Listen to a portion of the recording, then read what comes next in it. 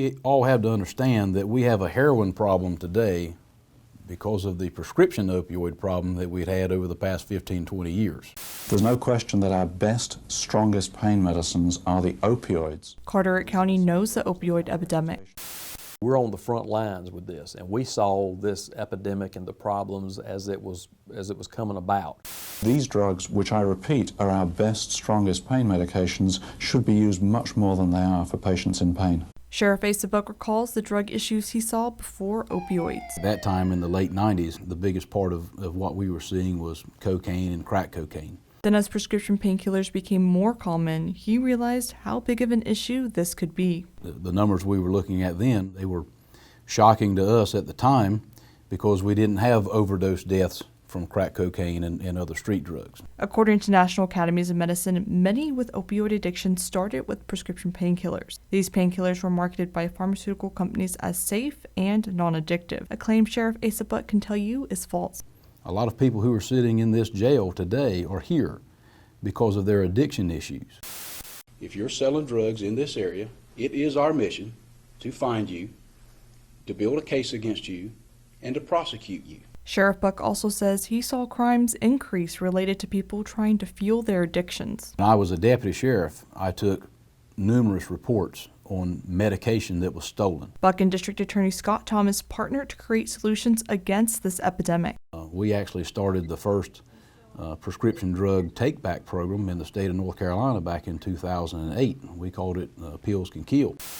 Officers say the operation helped get opium, heroin, cocaine, and illegal prescription drugs off the streets. Around the same time, they focused on education and prevention efforts. We would do these things years ago, and you'd have as many as 4 or 5 people there. People just didn't realize it was a problem. Over the course of the years, they've continued their partnership. It's to the benefit of everyone that if someone runs afoul of the law, that we try to give them the tools to turn their life back around so that they don't have to come back to court. They don't have to be rearrested. The district attorney says they try to give a second chance to first-time offenders. And part of that includes pretrial programs working with our sheriffs and their county jails to provide for bond modifications so that offenders who are charged can go participate in inpatient treatment if necessary over a long period of time or outpatient treatment. And the problem doesn't impact just the addict. It also impacts extended family members. Oftentimes we'll have parents and grandparents who will come to us and say, what can you do to help us?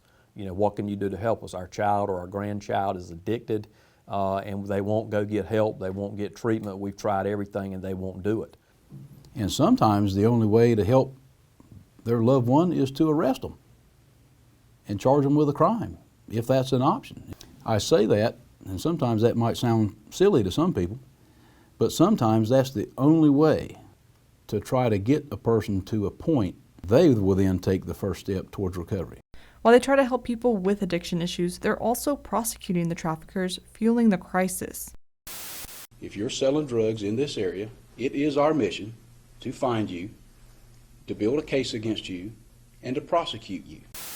Thomas says if a person dies from an overdose, they'll seek a form of justice. If we have sufficient evidence, then we can charge that case as a homicide case. That's because they've been dealing with this crisis since the beginning. There are lots of drug dealers out there who themselves would never touch a drug, but they're selling that death and destruction to people in our communities and causing overdoses, overdose deaths, and addiction that will last a lifetime for many people.